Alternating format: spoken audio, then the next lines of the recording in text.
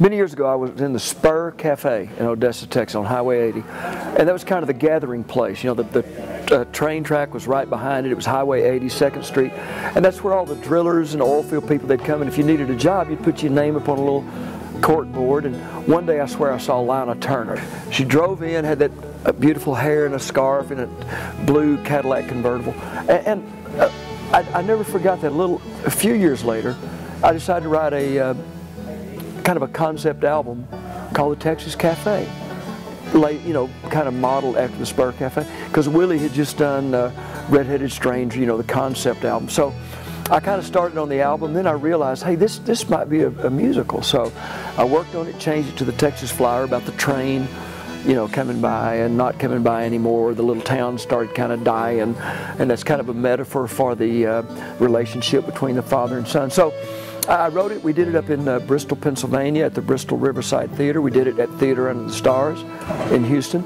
And my friend Stephen Jones over at the Lyric Stage in Irving wants to do original Larry Gatlin musicals. He said, hey, there's a guy, Dean Nolan, down at Hardin Simmons. He wants to do original things with some of the local people in Abilene and some of the folks in his musical theater classes. So we did. We got together. We're rewriting it. We're tearing it apart every day and putting it back together and giving notes to the kids. So they're doing a great job.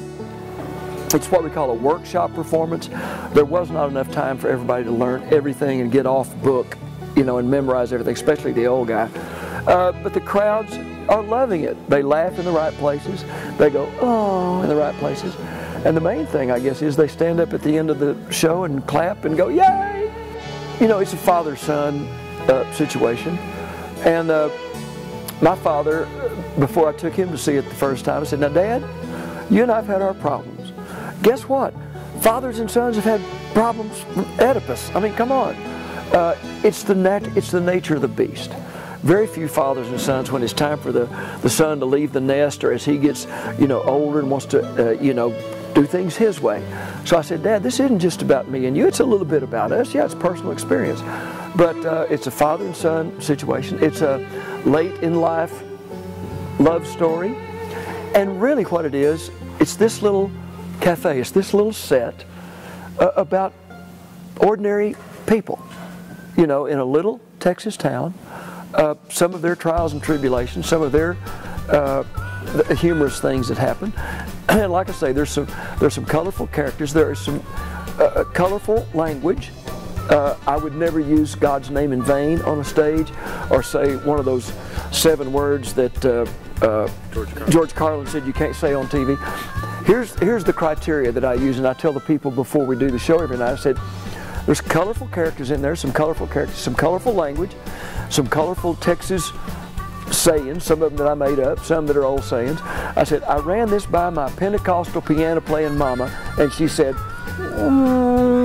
okay.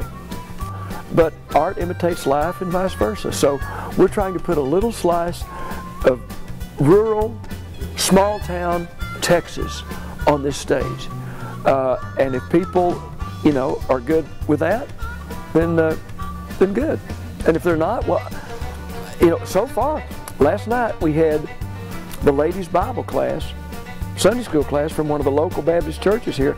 And as far as I know, those wonderful saints of God did not get up and leave us. So it's life, you know, it has a happy ending, and it's supposed to be entertainment. I hope it is.